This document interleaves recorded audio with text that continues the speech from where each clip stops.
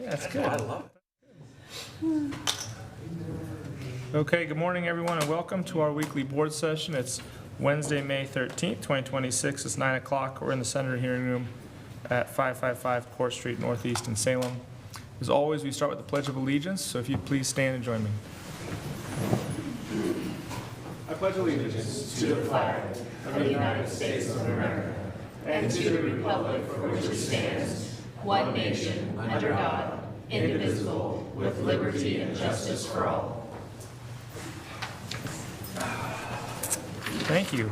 I don't have anybody signed up for public comment, and so we're going to jump right into our first proclamation. We're going to consider approval of a proclamation designating the month of May 2026 as Older Americans Month in Marion County. Good morning, Alvin. Good morning, Commissioners. For the record, my name is Alvin Clausen, and I am the Government Relations Manager for Marion County. Today, I bring to you a proclamation declaring May as Older Americans Month in Marion County, recognizing the immeasurable contributions, sacrifices, wisdom, and enduring legacy of older Americans in our community and across the nation. Older Americans are not strangers to us. They're our parents, they're our grandparents.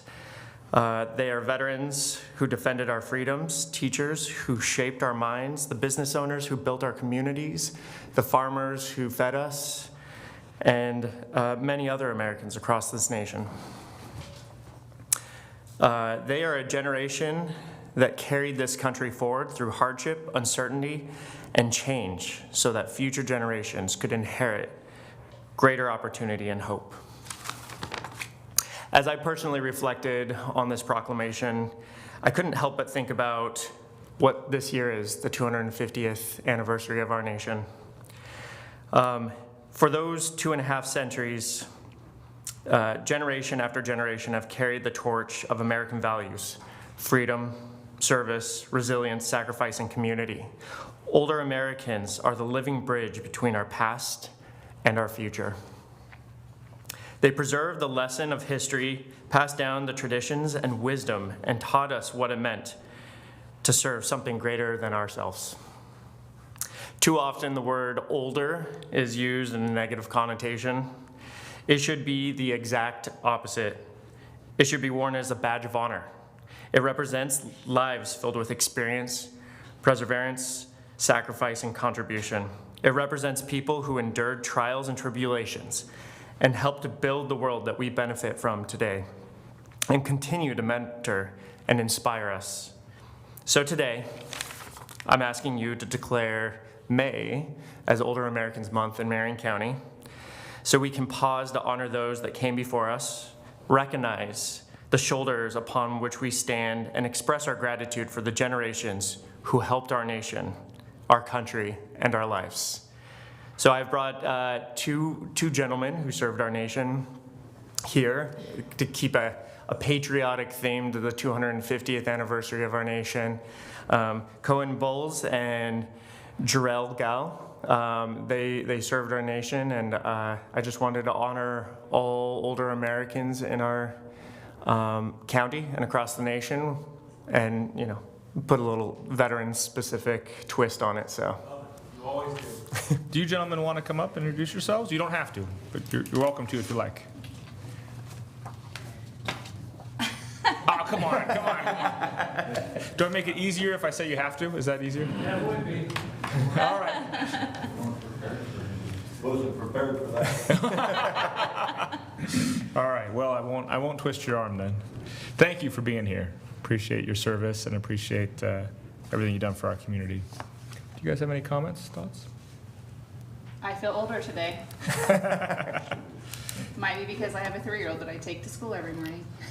Yeah, Mr. Chair, before I declare a conflict of interest as being an older American, I feel pretty young, and one of the reasons I do is because of all the people I get to work with. AJ, you're one of those, the younger people around that have a spirit of what this country's like, and I remember the 200th, the bicentennial celebration, and it was my first trip to Washington, D.C. It was the year after in 1977. And I'll never forget walking up the steps of the Lincoln Memorial and weeping and thinking about what this country has been through so that I could be there at that moment. And I still feel that way about being here today. And I know I think it was last year or maybe the year before, my dad was here. He's 93. He's not driving Uber anymore. He was driving Uber till he was 92. And we had Gene Derfler, who we lost this last year, and Dick Withnow. We had a centurion and a 90-year-old and an 80-year-old person standing here in front of us that we're still giving back to this community. And I think that is the whole principle of this, is that no matter your age, you can still contribute and make a difference for other people in this world. So I want to thank you for bringing the proclamation here, and those that have served our country. I didn't serve in that way. I want to thank them because every day is a day we honor those people. And I know we single out a few, but every time, and I don't care if it's TSA in the airport or the military or the police officer or the firemen and those that are doing public service, we want to thank them for their service and what they do for us. So thank you for bringing this today. And thanks for highlighting veterans. I think we've talked about this. One of the shameful periods in our country is sometimes the folks who served our country, when they came back, they weren't honored for their service. And some of those individuals are now older Americans today. So it's a privilege for us to get to say thank you to them and to honor their service. So thanks for highlighting our veterans. And yeah, thank you for everyone who served our country. Okay, I'll take a motion. Would you like me to move the proclamation? Please. All right, I move to approve a proclamation designating the month of May 2026 as Older Americans Month in Marion County. I'll second the motion. We have a motion and a second. Is there any further discussion? Seeing none, all those in favor signify by saying aye. Aye. Aye. Aye. The motion passes. All right. Before the Board of Commissioners for Marion County, Oregon, in the matter of proclaiming May 2026 as Older Americans Month in Marion County. This matter came before the Marion County Board of Commissioners at its regularly scheduled public meeting on May 13th, 2026, to proclaim May 2026 as Older Americans Month in Marion County. Whereas the citizens of Marion County include numerous older Americans who enrich and strengthen our communities through their wisdom, service, and experience.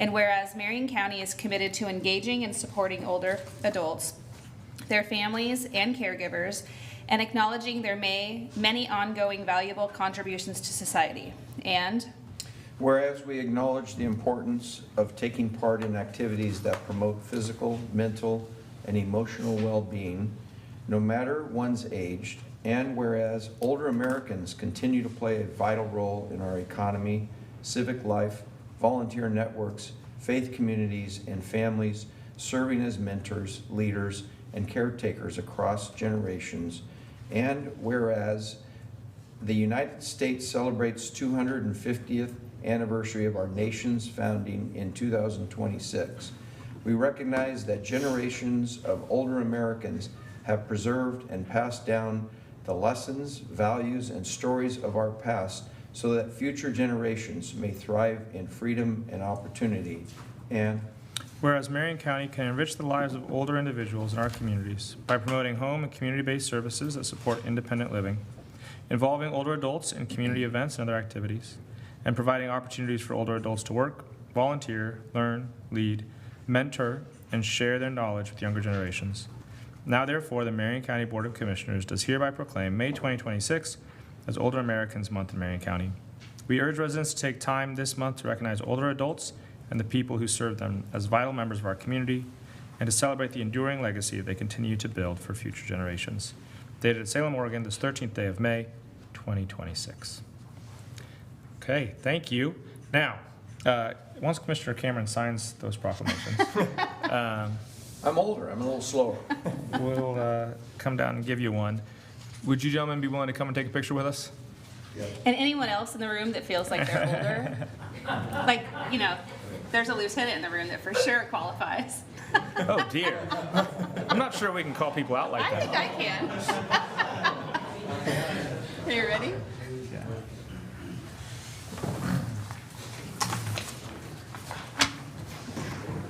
I was gonna say, she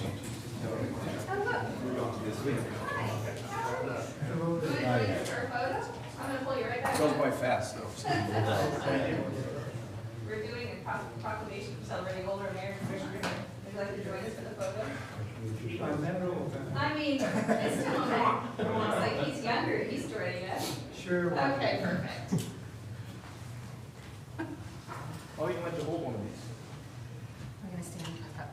Wants to make up for the volunteer things that I didn't get to. There you go, that's it. Oh, perfect, okay. Hello. Good, how are you? It's Oh, ready. boy. Everybody look right here. 3, 2, 1. Good. Top one. Awesome. Thank you. Okay, hi. How are you? Nice to meet you. Thanks for being here. Thanks for your service. Thanks for being here. Put on the spot.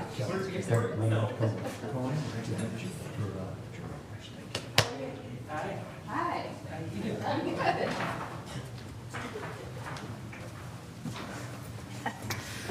Okay, we're cruising right along. We're going to consider approval of a proclamation designating May 13, 2026 as Facilities Management Day in Marion County.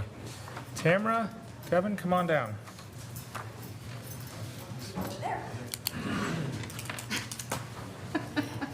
That's a quick little script that he did there. All right. Well, good morning, Commissioners. For the record, my name is Tamara Getch. I'm the Director for Marion County Business Services, and I'm ecstatic to be here this morning, especially with this great-looking crew behind me. We are here today asking for your consideration of a proclamation. A few years ago, became more aware of the International Facilities Management Association. And one of the neat things that they do is they, across the nation, actually across the world, they bring forward and recognize the importance of facility management professionals and what they do to not only public buildings, but for private buildings. You think about all the apartments and the additional housing that Marion County has recently seen being erected. All of those facilities will need facility management professionals. So they are a critical part of our community's infrastructure, and they provide all kinds of supports to make sure that we have operational facilities, not only for county governments or businesses, but to those who visit them and the community of which they serve.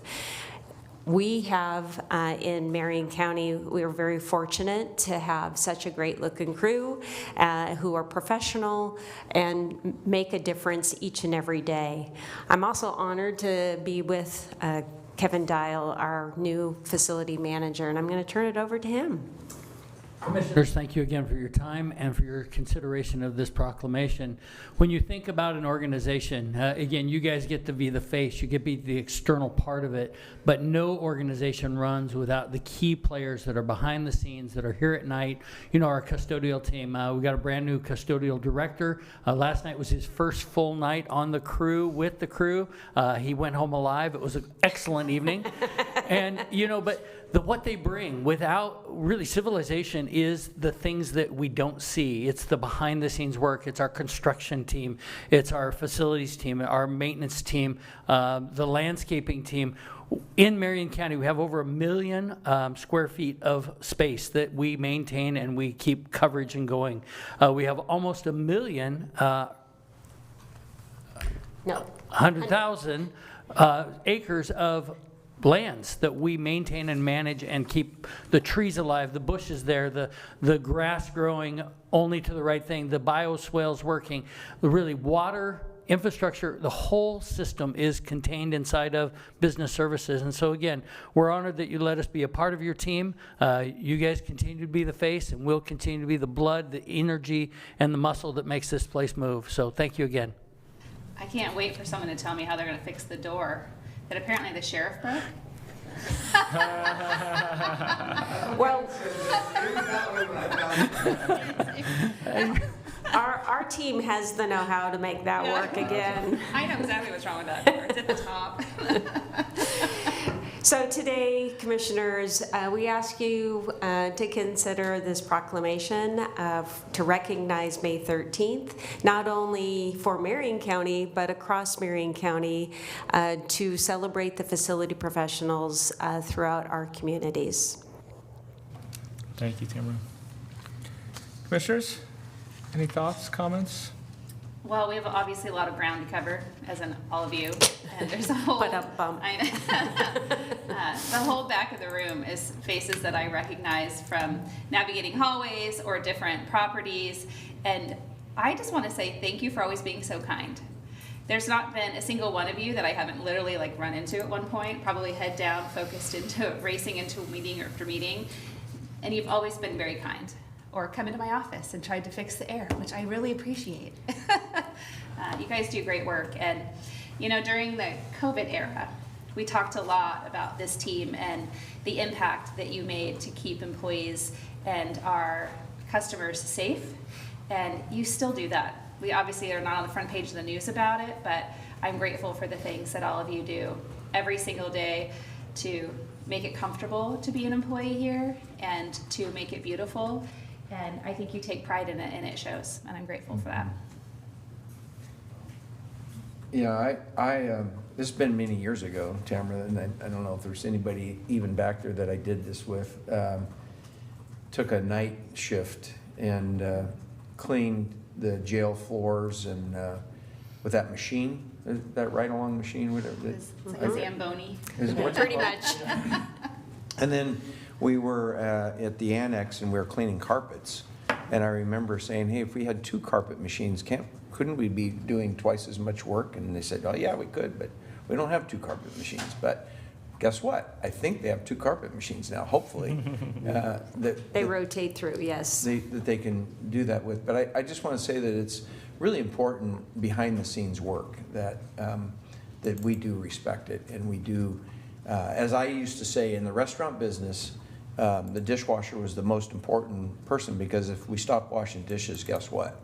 We would shut it down because we wouldn't have any clean dishes. And it's really important that everybody understands how a team works together. So thank you all for what you do, whether it's fixing HVAC or cleaning carpets or whatever, it's locks, doors, whatever. It's just really important stuff to make us and our citizens feel really proud about the facilities that we have. So thank you very much.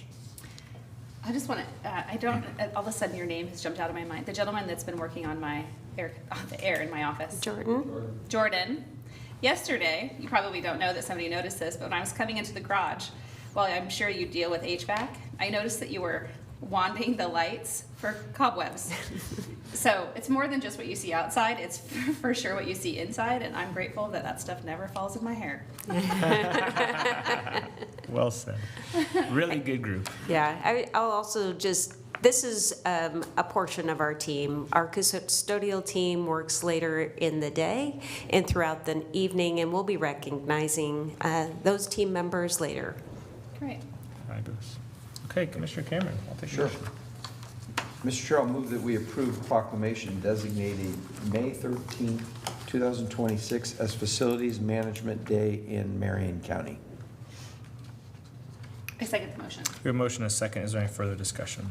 Seeing none, all those in favor signify by saying aye. Aye. Aye. Aye. The motion passes. All right. In a matter of proclaiming May 13th, 2026 as Facilities Management Day in Marion County.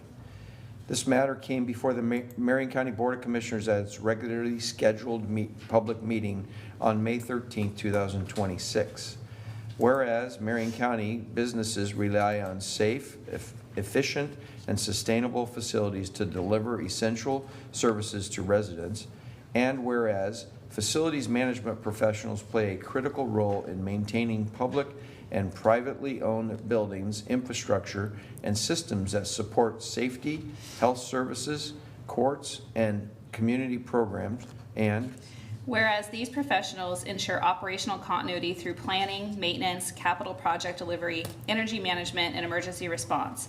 And whereas World Facilities Management Day is a global initiative that recognizes and celebrates the vital contributions of facilities management teams, and whereas the 2026 observance highlights the importance of resilient infrastructure, sustainability, and innovation in public and private sector facilities. And Whereas facility staff throughout the county demonstrate dedication, expertise, and commitment to stewardship of building assets and taxpayer resources. Now therefore, the Marion County Board of Commissioners hereby proclaims May 13th, 2026 as Facilities Management Day in Marion County, Oregon, and encourages all residents to recognize and appreciate the essential work of facilities management professionals. Dated at Salem, Oregon, this 13th day of May, 2026. Okay. and now all of you get to come forward Yes, for a photo. thank you very much.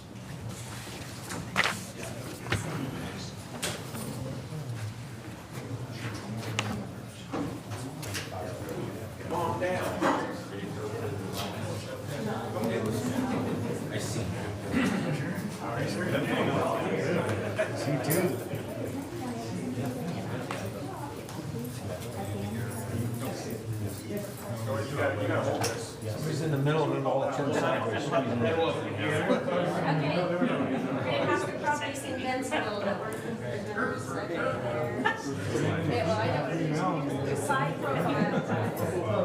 Oh my gosh. You're gonna have to get photos. Pretend you like each other, turn sideways. Turn sideways.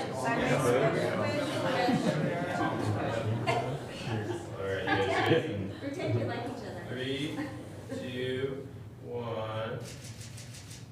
And I'm gonna see if I can get one from the side here so we don't have that table in the way. Seriously? Pull a chair out. Go on that side. This way, we need Yeah. from this side. You guys ready? 3, 2, 1. Thank you. Right here, everybody. Thank you.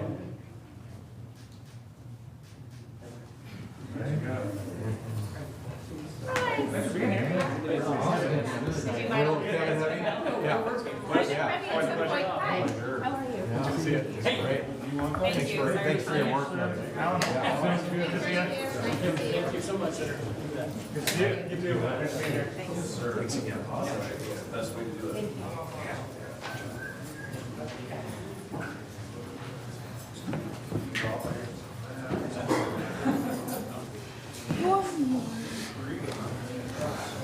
Okay.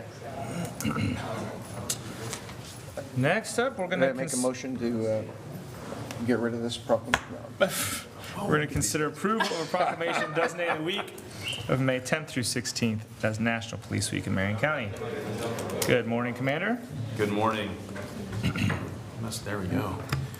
Good morning, Commissioners. My name is, for the record, is Jason Bernards. I'm the Enforcement Division Commander for the Sheriff's Office. And today I'm bringing forward a proclamation for the Board's consideration for the week of May 10th through the 16th as National Police Week in Marion County. As the Board is aware, in 1962, President John F. Kennedy proclaimed the week of May 10th through the 16th as National Police Week. This proclamation was an effort to recognize the amazing work that our men and women who wear the badge do every single day.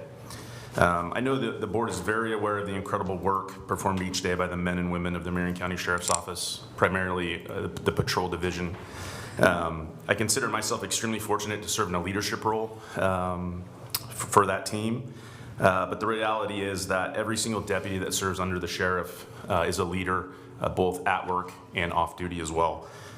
In this community, our deputies lead not only through their service in uniform, but also through their actions in their personal time. Many volunteer for nonprofit organizations that support our most vulnerable residents in our community.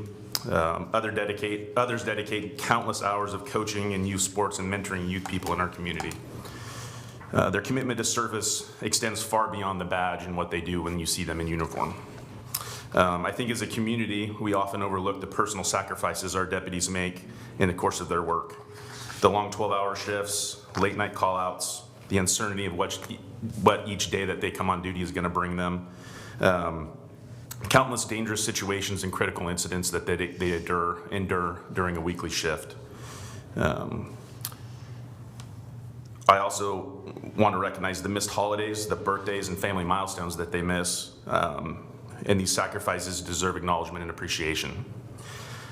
However, I also want to recognize that something that's overlooked when we talk about our men and women of the Sheriff's Office is our families and the sacrifices that their spouses and partners make as well. Also, the children and our deputies. I mentioned that they miss holidays, the family milestones. That's a real thing, and I've witnessed that myself. So their support, the family support happens behind the scenes, but it's no less significant. Their resilience and understanding and the support that they show our employees are the success of our agency, and they have a big reason to do with that. So they deserve our gratitude. Before I conclude, I also want to take a moment to thank the board for the support for the men and women who work for the Sheriff's Office and wear the badge and serve this county. As the board is well aware, over the last 6 years, we've had a difficult go from COVID to the wildfires, several natural disasters, and multiple critical incidents, specifically here in the last 2 months or so. So it's been really hard and trying. We appreciate the support. I also recognize from my position that as a county, with the board, not every county in this state has the support that we do. And so I appreciate that. And with that, I would ask you to consider the week of May 10th through the 16th as National Police Week in Marion County. Thank you, Commander. I see you brought some friends. I did. You want to introduce them? Sure. Deputy Sean Connolly, he's one of our Jefferson deputies, and then Deputy Tom Barber.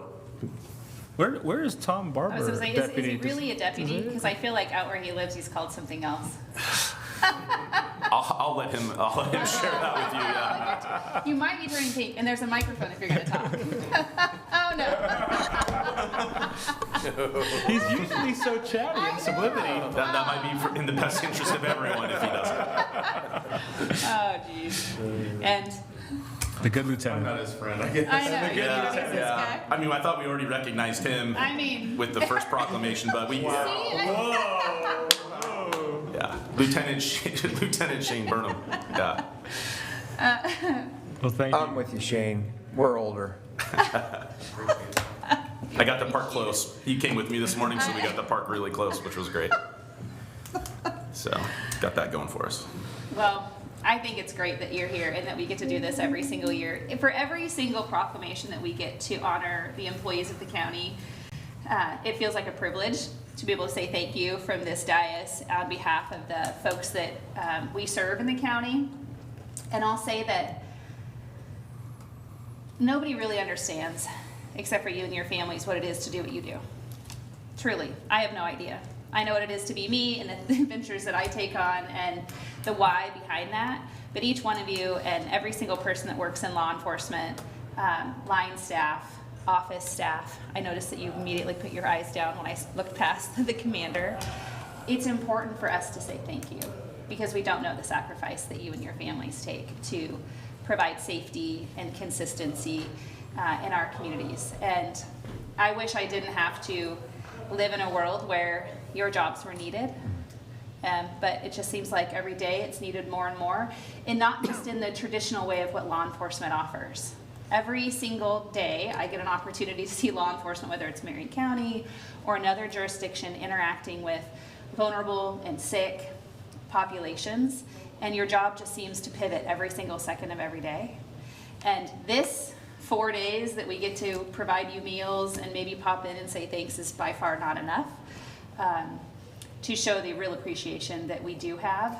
And I got to live it firsthand recently in my neighborhood where there was a SWAT response, and I swear to God the entire department showed up, including in my driveway where the sheriff parked, and I was here for it, and also equally terrified that in my very rural neighborhood there was a need for as much response as there was for as long as there was. And at no point for about 12 hours did anybody act like I didn't have a right to be afraid or curious or present in the space that I was in.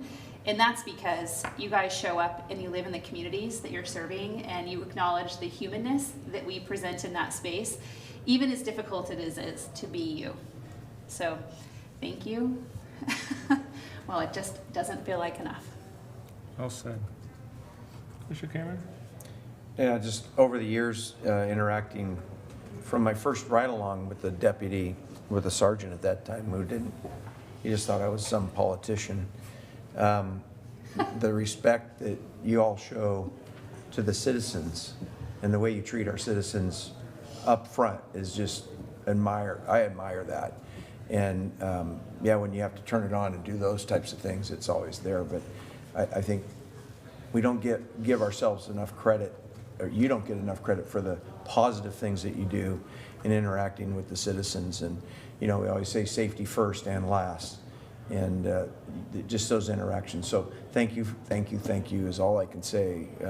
And you're right, 4 meals or whatever, thank yous doesn't do it, because every day you're out there and making a difference in our community. So appreciate it. As you guys were talking, what I was thinking is the proof of the work that you do is how the community responded when your work was called into question. I remember during 2020 and 2021, the riots, and I just remember the outpouring of support for the sheriff's office, for our local police officers, because regardless of what problems there may be in other places, people know that here, it's our folks that are our police, and we trust them, and we're grateful for their service. And I think that's really the proof's in the pudding, is the response that you got is a testament to the years of service and dedication that you've put in. And I've just been thinking about how few of you there are, like how much of our safety relies on just a few individuals who get up day in and day out and do that work. And I'm just, like Commissioner Bethel and Commissioner Cameron said, very grateful for your service. So thank you for what you do, and just know how proud we are of you. And happy to be in a community where you're our police. So thank you.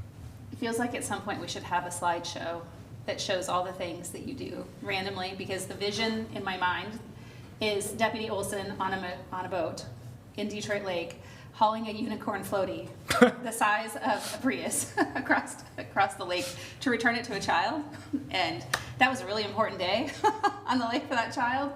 And there is a photo of it. I took it. And I think we should talk about bookends of the work that you all do in the world, because it's not just criminals you go after. Sometimes it's unicorn floaties. And that's important too. I think the more pictures of Wilkins with a unicorn floaty, I think the better. Oh, it's Olson, and yes, or I agree. Olson, yeah. The lieutenant can work on that. It's interesting about our job that we get to see those things Yeah. in a different way. And I think of images. I think of sitting in I think it was a motorhome or a trailer, again, with the lieutenant on a search and rescue thing. I think of Frering showing up at my house and saying, hey, can you give these people some food and water and help them out while we go back up to pick people up. I think of, one of my ride-alongs where our first stop was to serve a search warrant in East Salem, and Sergeant, who takes care of us here, was my ride-along, and he said, hey, you just follow me wherever I go. And I stayed in the car, and he says, come here. And I got out there, and he goes, you just need to follow me. And I said, yeah, but you have a vest on. He said, well, just stay behind me.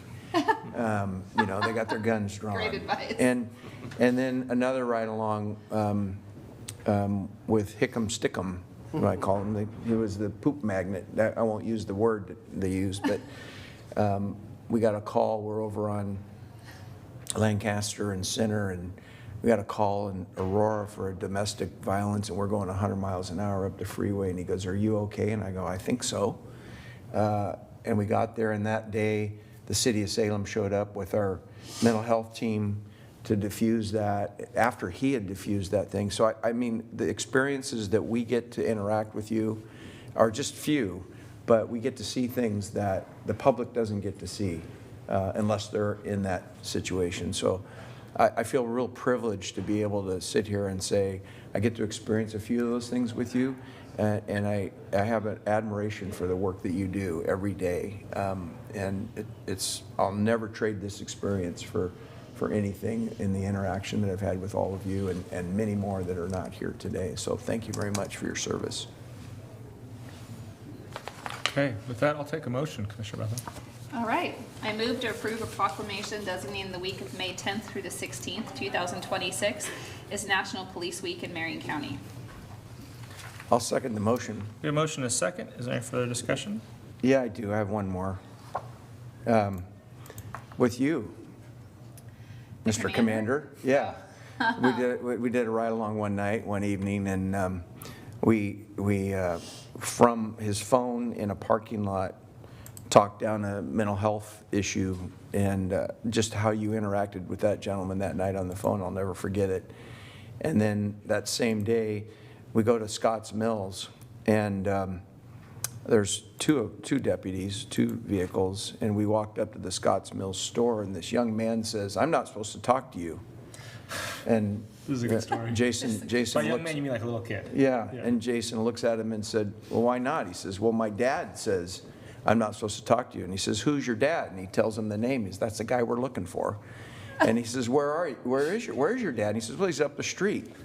And we drive up the street, and sure enough, this guy's walking down the street, and Jason had the dog at that time, and I'm wanting to see this dog go, right?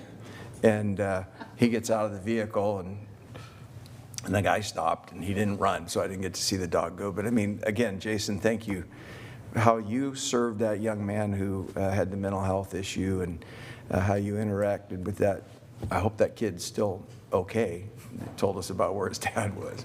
Those are the types of things that are just happening every day, all the time. Yeah. All right, sorry. It's okay. That's okay. Okay, so we have a motion and a second. We've had some more further discussion. All those in favor signify by saying aye. Aye. Aye, the motion passes.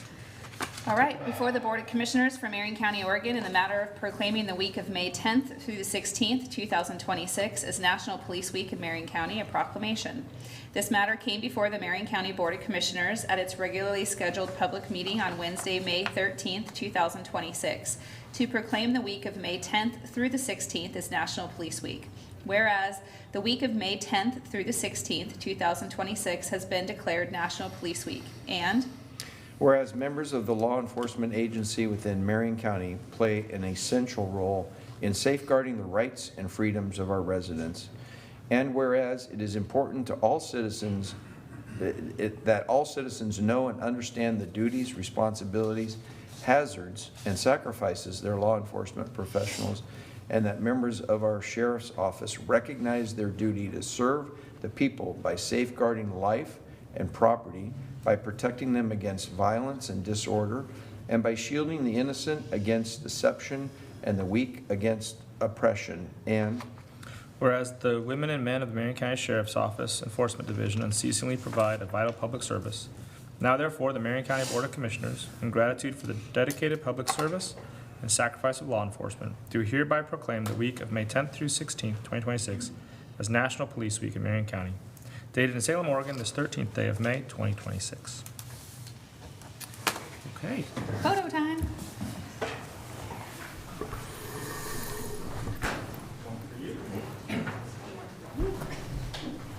You okay as on this side? Yeah. No, you get to be in the middle. We'll do it.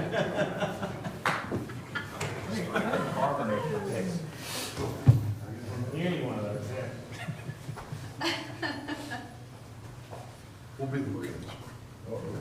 Well, you might have to be one. You can be of the sheriffs. Yeah, there we go, there we go. Okay. 3, 2, 1. Good. One more. Big sign up front here helps me out. Remember what this is for. It's awesome, thank you. Sure. Thank you. I could have told a story about you turning me at the No, you're doing senior great. citizen. You're doing great. Just don't walk us around. Yeah, I've seen you around. I know. It's someday I fly right by you from Jefferson, so that's how we go. Oh, do you? I live out between Marion and Staten, Oh, okay. and so we go from Albany to, yeah. But I haven't seen you yet. Actually, the other day I made you really late. I hide in plain sight. No, you well, we're also at the beginning of the Nope, nope, and I was like, okay. Don't do that. Thank you for being here. Yeah, Absolutely. yeah, very good. Oh, can we, give it the sheriff. That's a sheriff question. Thanks. Oh, my favorite.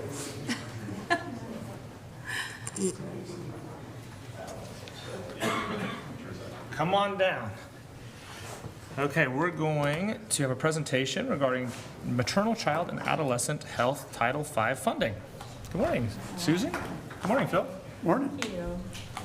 Let me get the correct PowerPoint up here. This is beautiful, and the pictures of the dogs, pretty fun. I know, especially the one with the flowers. Oh. Okay, so thank you for having us. For the record, I'm Susan McLaughlin. I work in public health as a supervisor of the Health Promotion and Prevention Team. And I'm Phil Blair, I'm the Outpatient Division Director. Okay. So today I'm wearing a couple of hats. The first part of this, I'm filling in for Patty Vega, who is our maternal child health nurse manager. So she's unable to be here today. So she is the lead for the Title V reporting, but she got out of it today. So I'll be her at first, and then we'll make our way through this to the end. Okay? All right. So maternal, child, adolescent health, Title V priorities and strategies. We're really excited this year that we're going to share a little bit of the coming work that is going on with this particular program. Every 5 years, Title V funds have a little bit of a shift, and so this year they're shifting to many of our programs instead of focused only actually with Patty's programs. Have Phil with me here today, who is going to talk kind of towards the end of some of the ways that we're going to be creative using these funds this time. It's not a huge amount of money, just a little over $120,000 that we received through this grant. And so we're filtering it out and doing some really creative collaborative work this year, so we're proud of that.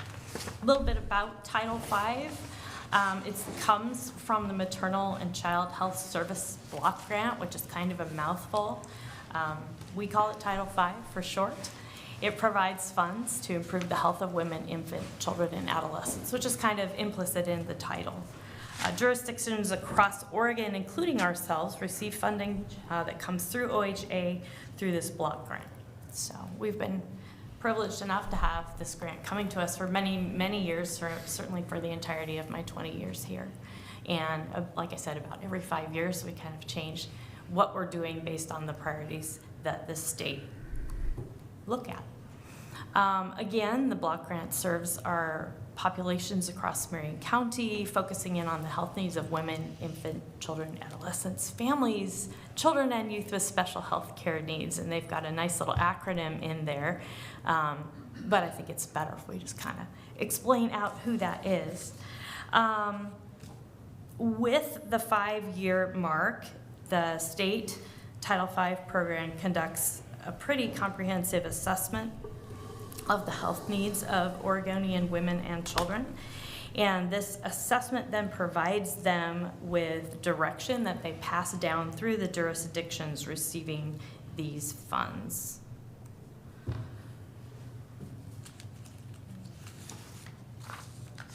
So these are the current Oregon priorities that were identified for us this year. So when the grant funds come to us, then they say, okay, we need a plan. What is your plan? How will you use these funds? And here are the Oregon priorities you have to choose from. So they're pretty comprehensive.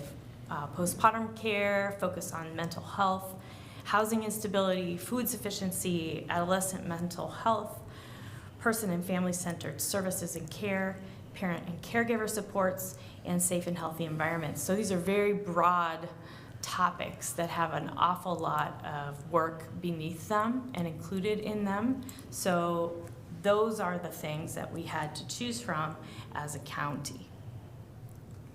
So as we looked at it on our administrative management team, we really tried to decide which of those priorities would we like to take on.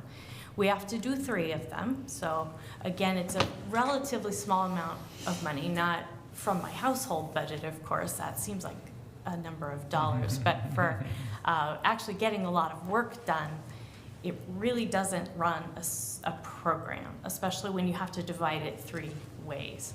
So again, we're working on figuring out what we can do to enhance work we already have going, to build upon things that we know are successful and sustainable, and to collaborate across our programs. So what we chose to work on was postpartum care with a focus on mental health, adolescent mental health, and then person and family-centered services and care. And I'll tell you a little bit more about that as we move on.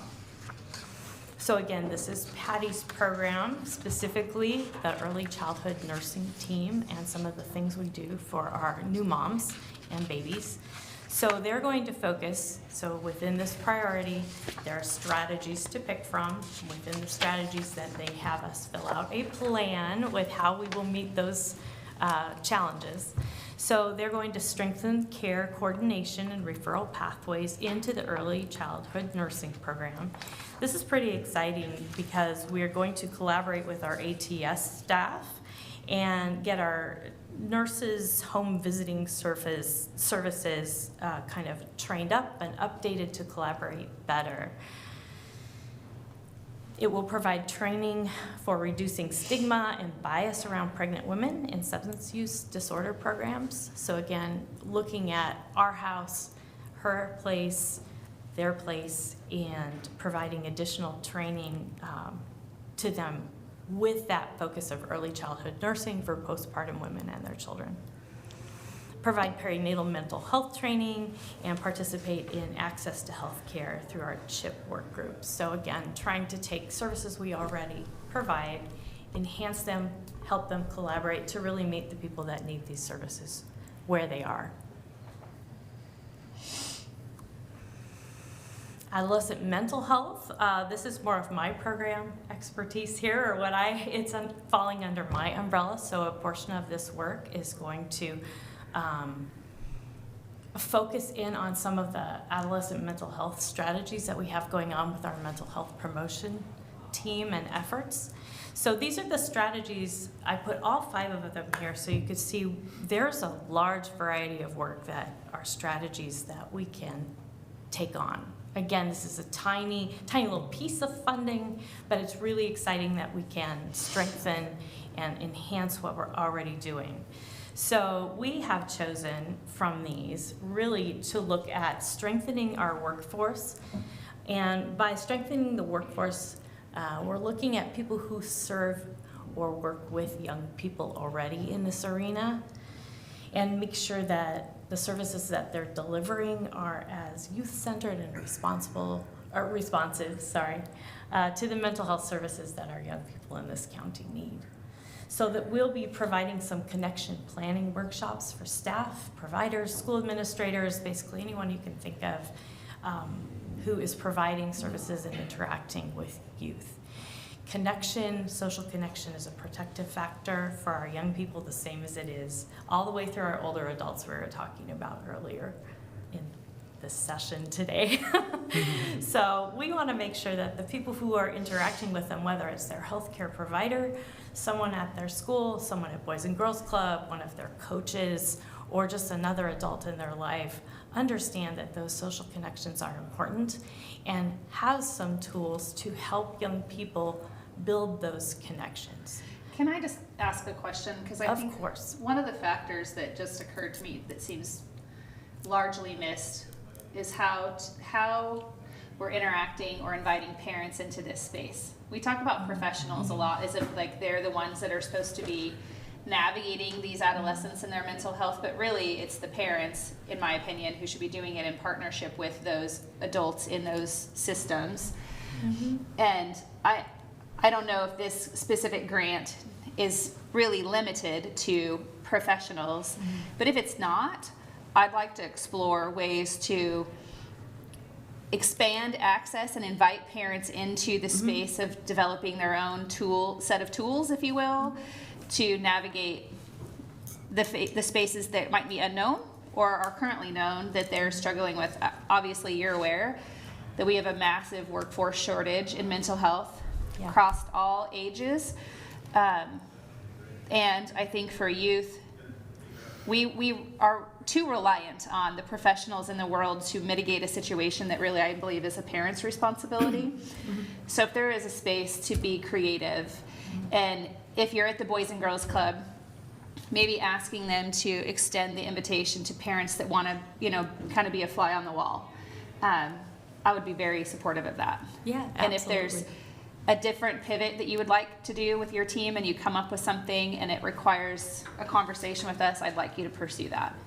Perfect, thank you. Yeah. In the parent realm, we just completed this last week our first Guiding Good Choices parenting class. Great. And we did that out at Lee, and it was wildly successful. It was offered this time in Spanish. At Lee Elementary? Yes. Okay. And it was really exciting, and it's a 5-week program mostly for parents, but they had children join them for 2 of the sessions, and Okay. they loved it. We've got great comments, and we're working on moving that forward. It's taken us a while to get that ball Yeah. rolling, but Okay. that is one of the places where we have some influence with parents. And again, our idea for the connection is that when we think of our mental health care system, often it goes to, someone's doctor or they're getting Yeah. counseling, but there's a whole wide variety of trusted adults in young people's lives that can help understand and help their parents Yeah. when the parents aren't always in that space, to help kids be connected, Yeah. feel socially connected to each other, to their community, to their school, and beyond. So That's great. thank you. Okay. We appreciate that. Yeah, that's great to hear. Thanks. And maybe the second part of this that we've chosen as our formal strategy and our plan has to do with building those partnerships and addressing the gaps. And so we're going to really be looking with a coming person on my team who is pursuing her MSW, and she's moving into an internship realm Okay. between my team and Phil's team. And we're going to have, part of what she's going to do is be really looking at the resources available for youth and families in that mental health arena, before we get to the crisis, perhaps, and see what exactly is out there, cataloging it, making some recommendations, and looking for places that we can offer and add in these workshops or opportunities for people to learn these small little easy nuggets of way they really can help build back that connection that we're missing for our young people. There might be a starting point for her. Willamette Workforce Partnership 2023, 2024 was funded through a state grant to do a regional gaps analysis on mental health as a whole and the availability or lack of availability on the continuum. Coming into, was supposed to be utilized in the 2025 session to identify funding for systems for gap kind of filler. That never came to fruition because the legislature pivoted and worried about transportation. But that study still exists. It's Kim Parker Lalareness has it. We could get it for her to review to, maybe not start from scratch, but have kind of a foundation of, and it's a regional approach, not just concentrated on Marion County, but still some very, very good data came out of that report that I hope is utilized at some point by the legislature to provide workforce development in this space. Well, there's a lot of work to be done there, and I think most people understand that if a young person is struggling, we'll just stick with youth for now, because that's the track I'm on. If a young person is struggling, even if they end up at the emergency room, let's say, because they're having such terrible anxiety or suicidal ideation or any of that sort of thing, the gap really is what happens when they leave there. Often they're told to connect with their doctor, their primary care. Sometimes they have it, sometimes they don't even have one. But it can be weeks to months till they get to an actual provider they connect with that is providing ongoing mental health support. So what do we do in the interim? And Phil and I have been strategizing a little bit about that, and next week we'll be talking to you about a grant opportunity that we're thinking about applying for that's right in this realm too. So I think we're on the same page, and it'll be exciting to move forward. Awesome. Okay, thank you very much. All right, I'm moving forward, and I'm turning this over now to Phil, who's going to talk about his part of this collaboration with Title V. Well, it's definitely a perfect segue because the Person and Family Centered Services, we're looking to work with Center of Hope and Safety to work with a parenting coach. Yay. So early on in their new recovery in relations to getting out of one relationship and what do I do next, instead of going into traditional therapy and working on the insight work where you might not actually be able to do that at the moment. We're looking to provide a parenting coach who can go in and work with the parent and child to work on how do we actually interact with each other now, not necessarily do therapy, but how do we actually have positive interactions? Yeah. And how do we strengthen that relationship before we actually work on personal development? So we're looking at how do we do prevention a little bit earlier. The grant is nice because we don't actually have to do a mental health assessment. We don't have to do all the barriers that are traditionally needed for providing mental health services. We can actually go in and just provide services that are needed and offered without looking at payment and those other kinds of things. So at the moment, we're grateful for the grant for that component and see if we can replicate that if we have good success later. So we're working with the Center of Hope and Safety to look at providing trauma-informed care. We're making it a low barrier. We're going to be available. We're going to have activities for moms and children to do. We're going to have health navigators to sort of help. There are skills trainers to help navigate what services they may or may not need. But it really is to help sort of improve the child relationship, because everyone's not feeling really good when they're actually at the Center of Hope and Safety. And how do we help sort of encourage and improve that relationship and interactions to get on a recovery path a little faster as they can. That's great. Yeah. So that's what we've got for you today. We've taken this money this time, filtered it through our chip, looked at the priorities that the county has set, and then said, okay, way upstream, early childhood moms, right at the point of childbirth and just after, what can we do there? We've got some plans. What do we do for those young people in their early childhood and up through their adolescence? We've got some plans there. And then moving into that parenting, and when people are just a little bit into the crisis path, but maybe not super far down the road.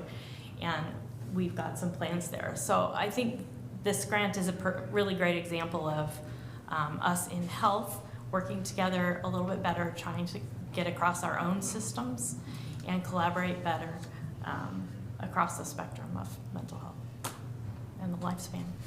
That's great. Thank you. Yeah, thanks for your support. We always appreciate that. It's just such a small, sliver. I know. No, and I'm not minimizing this. I'm just saying, $120,000. It's 1 year? Yeah. Yeah. Well, what's your overall budget? 124 million. 124 million? Yeah.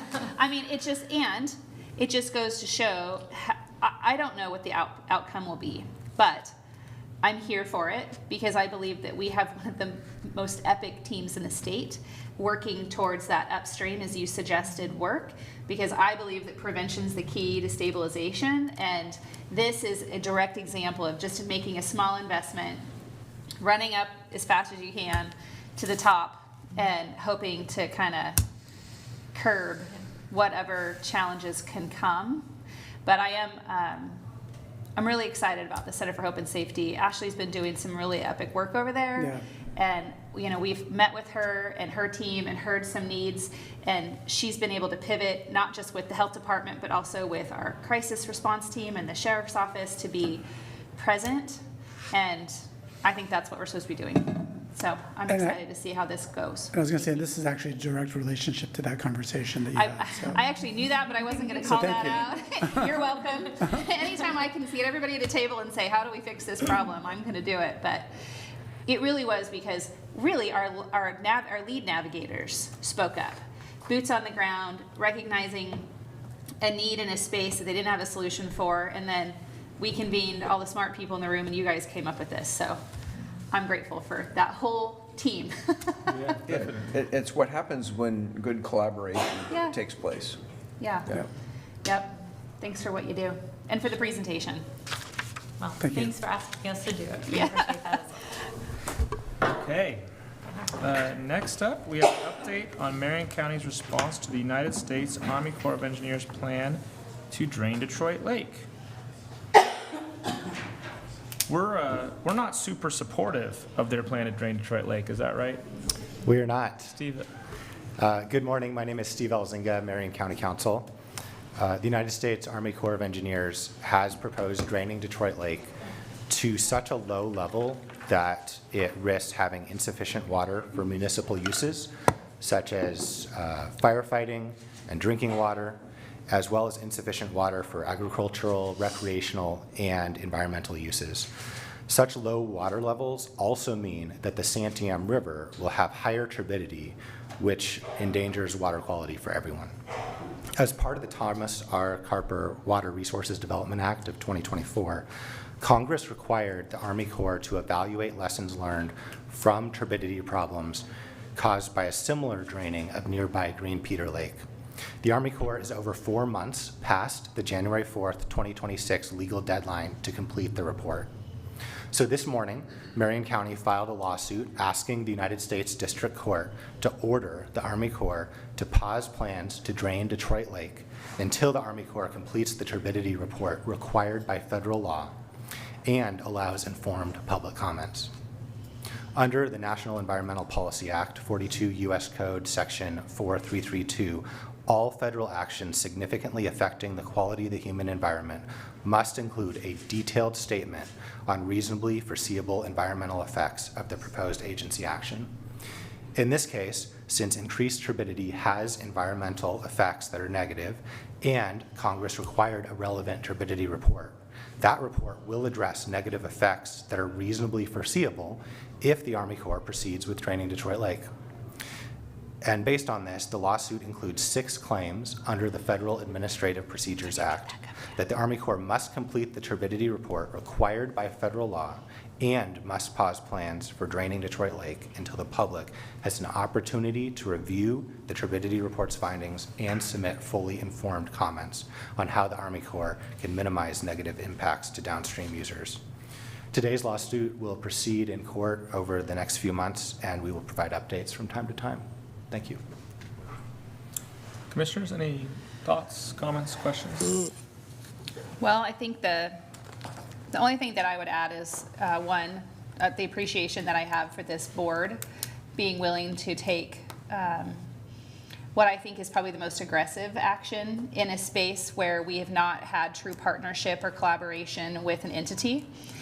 And earlier this year, when we flew to Washington, D.C., I took the opportunity to meet with the Army Corps and its leadership team back there, and worked very diligently with our staff before that, our lobby team before that, in an effort to find a way, a path forward that could be, I think, compromising for all impacted parties, to no avail.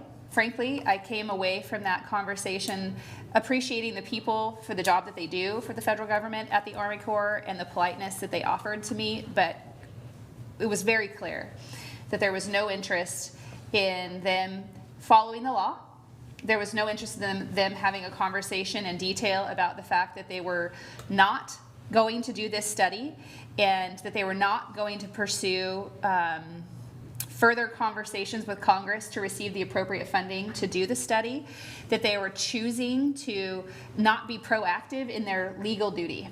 And for me, I walked away feeling dismayed and let down by a federal partner who thinks that they can skirt the law and harm the community that I live in and expect me to turn a blind eye.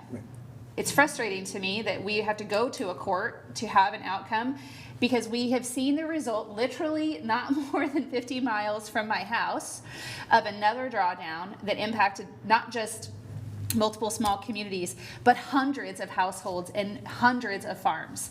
And I find it to be I'm frustrated that we have to do this. I'm frustrated that the federal government just ignores the human space that we have to navigate through.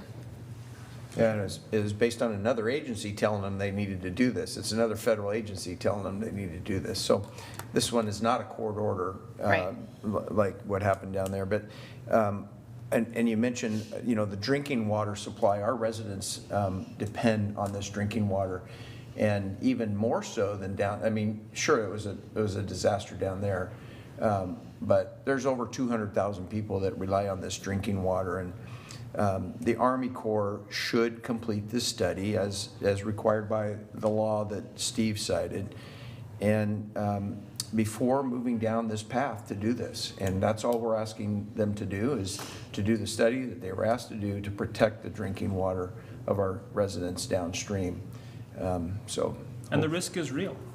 Yep. I mean, I think the bottom line here is, as Commissioner Bethel said, we've met with the Army Corps, we've asked them to reconsider, we've asked them to consider concerns of the downstream communities. City of Salem has declared an emergency, and, you know, now we're getting closer and closer and closer to the day where they say they're gonna drain that lake. And there's real danger to drinking water in Salem, there's real danger to drinking water in Staten, in Mill City. And so we had to act. So I'm grateful. I'm also grateful to this board for acting. And now we need the courts to step in and tell the Army Corps to follow the law. There is a law that says the Army Corps must do this turbidity report, and we need them to do that. And we have to protect our communities. It's really that simple. So we've tried everything else, and nothing else has seemed to work. So here we are asking for relief from the court. And I'm proud of this action. I think it's the right thing to do for our communities. I think it's the right thing to do for the people of Marion County. And I hope that we can come to a resolution that protects everybody involved in this situation. And that stops the Army Corps from draining the lake. They should not drain the lake. Okay. Is there anything else that you need from us, Steve? No. Okay. Thank you. Thanks for the great work you do. Yes, thank you. And your staff. Now, we're going to move right on to our consent agenda. Commissioner Cameron, will you read the consent agenda? It is my turn. It is your turn. Because why? I wasn't here last week, right? Because you were doing great work on behalf it of was a public long one lands. last week. Was it? Well, it's not too short today either. Oh my gosh, last week was Commissioner brutal. Bethel had to do, you know, she earned her She money needed last a week. little bit of drinking water as I go Yeah. through. All right. Mr. Chair, I'll move the consent calendar. The first item is under Information Technology. Approve a contract for services with CVE Technology Group, Inc.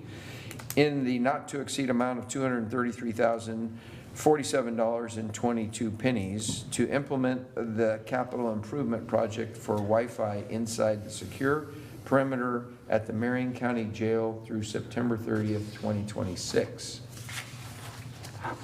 Under Public Works, approve a resolution to initiate consideration of concurrence with an amendment to the City of Silverton Comprehensive Plan Map to change the designation on a 3.72 acre parcel located within the urban growth boundary of the City of Silverton from industrial to single-family residential, and schedule a public hearing for June 10th, 2026.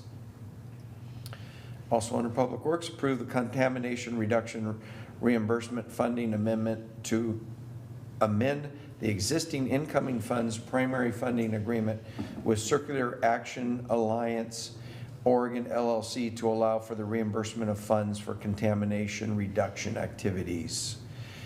Also under Public Works, approve the purchase order with Shelter One Inc. to decrease prefabricated radio equipment shelters from 7 to 5 for the Marion County radio project that will be utilized by first responders in reducing funding from the amount of $111,059 to the new PO total of $692,587 through December 31st, 2026.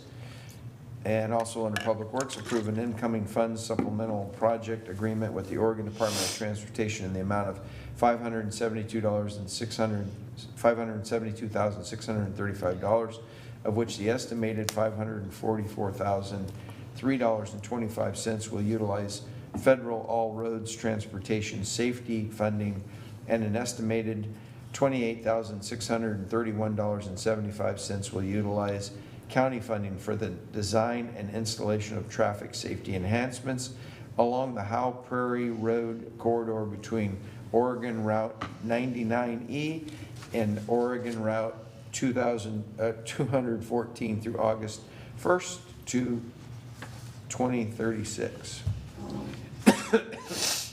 Yeah, right.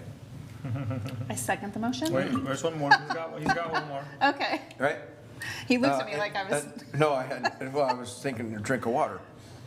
And finally, under Sheriff's Office, approve a contract for services with Salem Health in the not-to-exceed amount of $950,000 to provide hospital and clinical services for AIC, adults in custody at the Marion County Jail, retroactive to August 1st, 2025 through July 31st, 2026.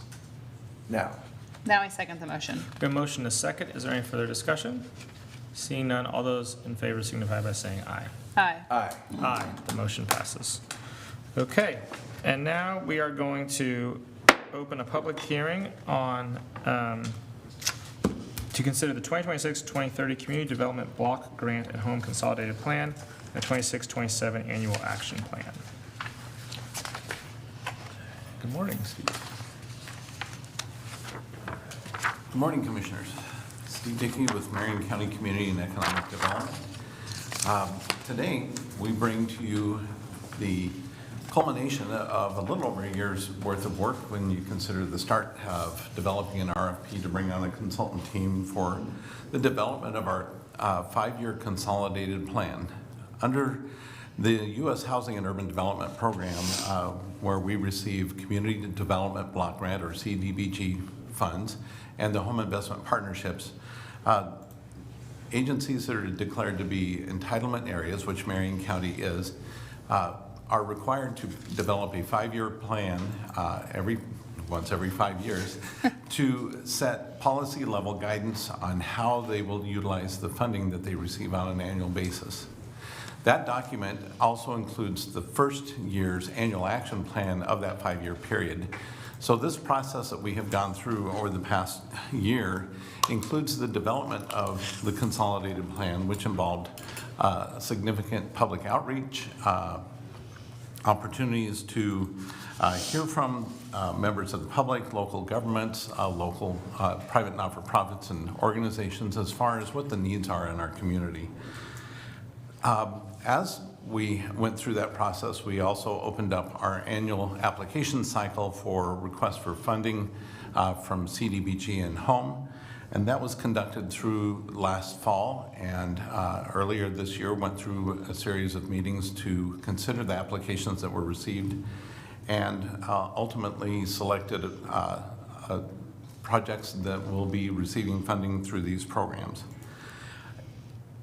The overall results of the work and the document that's in your packet here, if you were to go to, I noticed that there are 2 sets of page numbers on here. One is the page number of the consolidated plan, that's the right-hand page number, but the one in the center of the page is the overall packet. If you go to page 179, the center number 179, you'll see the page section where we talked about the overall policies that were agreed to for the policy level governance of how we will spend the money. And those were summarized under the umbrellas of increased availability of affordable housing options. This is throughout the county and with both programs, and this would be housing for individuals and households that are at the low to moderate income level, which is 80% of the area median income. The next goal was to increase access to community services. These are services that work with homeless individuals, people needing assistance with mental health, access to medical treatments, food banks, those types of services, youth programs, and again, to benefit low to moderate income households and individuals. The third goal is to invest in vital community facilities and infrastructure. This is doing things like, we have a project in Mount Angel where we're rebuilding a street and sidewalks that are in very, very poor condition in a neighborhood that is predominantly of low to moderate income. These are the types of projects that help to make our communities more livable and especially to assist people in that income category. And the final one is support program success. This is a goal that under the planning process has to be in there in order for us to be able to utilize the funds that are available to pay for our staff positions that oversee this program. When we get into the annual action plan, you can go to page 199 and you will see the projects that we went through the process, brought the applications to the Board of Commissioners, heard from the applicants, and ultimately the projects that were selected, I will use my cheat sheet here, were for the following organizations in the amounts. So we, Family Building Blocks was awarded $150,000 to secure a permanent location in Woodburn for their programs. $237,943 was allocated to our homeowner residential rehabilitation program. $250,000 was allocated to Santiam Health, or Santiam Hospital, for the development of a freshwater well, a backup well for the hospital. And $80,071 was awarded to, $80,071 was awarded to the City of Staten for renovation of the community center, specifically to address asbestos floor removal and abatement and replacement of that flooring.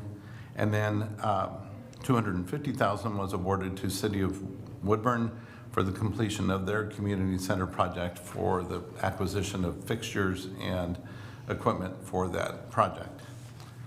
Under public service, $50,000 was awarded to Boys and Girls Club for early literacy program. $35,000 was awarded to Chemeketa Community College for emergency housing assistance for students. And $128,017 was awarded to Crossroads Communities to expand their services, reaching out especially to homeless and those at risk of becoming homeless in Marion County rural areas. The home program, those funds were allocated to the Home Buyer Assistance Program and in the amount of $384,670. And then the allocations available for administration and one of the programs that is required under HUD is for the home program is the allocation, which is 15% of your annual allocation to the Community Housing Development Organization, which is something that if no organization comes forward to fulfill that role, those funds become available for our programs 2 years later. So we have been operating in that format. So this is now at the point where we have our final public hearing. We bring these to you for approval and adoption, and if that is what happens today, then these will be submitted to the U.S. Housing and Urban Development for approval, and then Marion County will receive the funding allocated to them. And I'd be happy to answer any questions. Any questions for Steve? What's the literacy program? That's the Boys and Girls Club program? Yes, it's an early literacy program for grades 1 through 3 that is specifically targeted to improve reading and comprehension level for children. It's like a in summer that age. program, right? Yes, based on the okay. program. Yes. I couldn't remember, it was that one or a different one? Because we've funded several literacy programs. That's all I have. Okay, Commissioner Cameron, anything? No, Steve, yes, thank you. Steve, I just appreciate your work on this. I'm looking at 220 pages of a document that we're going to have to submit. But the important thing was the summary of what you just said and the investments in our community. Yes. And what you've done to help interact with those community partners to make sure they get their applications in the right way and give us the details and the facts and then answer questions we always have. I really appreciate you and what you've done to help us with this program. It's been a long haul since we first started working on this, so thank you. I appreciate that, yes. Okay, I don't have anybody public signed up for public comment, is that right? You're not coming on this? Okay. So I will take, okay, so I'll take a motion to Close and adopt? close and adopt. I move to close the public hearing and approve a resolution to adopt the 2026-2030 Consolidated Plan and the Program Year 2026-2027 Annual Action Plan under the Community Development Block Grant and Home Investments Partnership Programs. I'll second the motion. We have a motion to second. Is there any further discussion? Seeing none, all those in favor signify by saying aye. Aye. Aye. Aye. The motion passes and the hearing is closed. Thank you. Thank you. Great work. Yes, please. Mr. Chair, Michael, did you want to go back to regular public comment? Sure. Mr. Chair, I make a motion that we would return to public comment, so Okay, we have I don't see any objection. a citizen here. I apologize, I have to run to a meeting, but Michael, Yeah. please come on up and. I got the gavel. Okay, Right. thank you.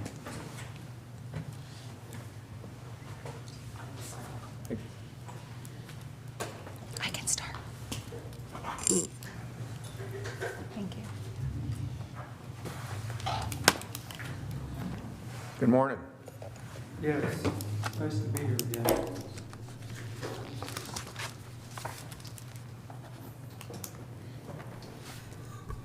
Michael Johnson, I am here representing the Marion County Master Gardeners. Commissioner Cameron still has not shown up for my subpoena that I gave him. Wednesday mornings at 7 a.m. or something? So. Oh, my gosh. I'm here to invite the three of you and anybody else you want to bring to the Marion County Master Gardener picnic to be held on June 6th, this Saturday at noon. There's a barbecue and other fun things going on. It sounds lovely. It's also the day of many graduation parties. I know. Including my youngest daughter, so I Yes, will miss well. it, but I will think of you. The other thing is, and I got a chance to talk to the sheriff, because I ran into a situation last Thursday where juvenile facility was wiring shut some of the gates with heavy-duty wiring because there's a person in the neighborhood that has come through the Master Gardener plots, has Who is doing it? a neighbor. I've got, I'll get to that. And this has been going on for 3 years, stealing, purloining, whatever word you want to use. Wow. Some of the fruits and vegetables that the Master Gardeners grow, and now has extended into the juvenile facility where they steal apples, blueberries, strawberries. So talking to the sheriff this morning, they're going to work from their end, we're going to work from our end. This has been going on for 3 years, and it's been a frustration. All the fruit that the Master Gardeners produce goes to Fresh Start Market as a in-kind donation that they use for their operation. And for the lost fruit over the last 3 years, it may seem minuscule. It's approaching $10,000 in value. Yeah. And so part of it is to make you aware that, yes, it's going on. The other part is come to the barbecue and enjoy a few minutes anyway. And the last part is, it is great to sit here and watch all the activities you guys get to go through. And no, I did not plan to be here because it's Old People's Day. So, thank you very much. Oh, thanks for being here, Michael. Appreciate it. Yeah, that's terrible. I actually heard about this just earlier this week from a juvenile employee. So there's more than one. Is that David or?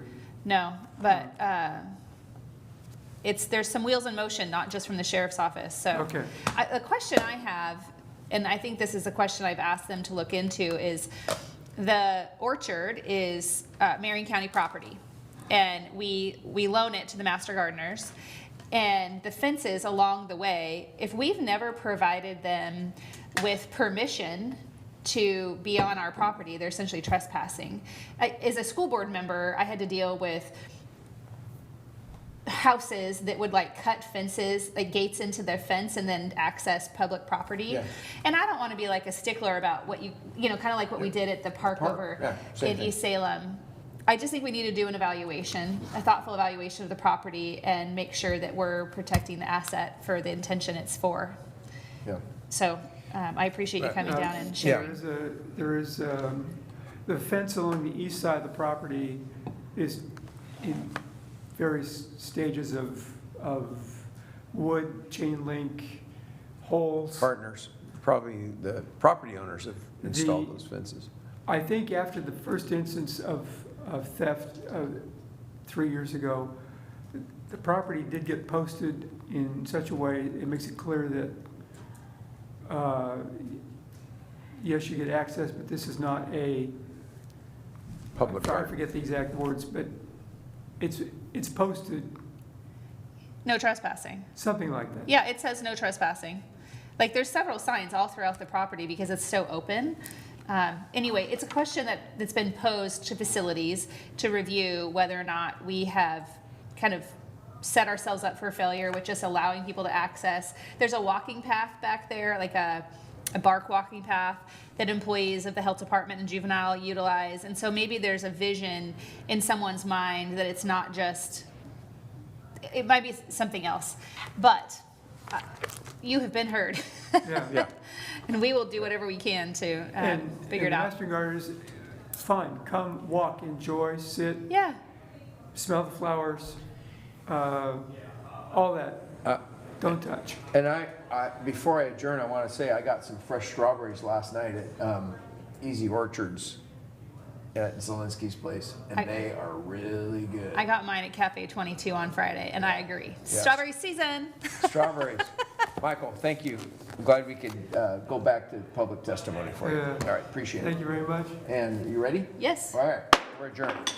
Good. I will see you next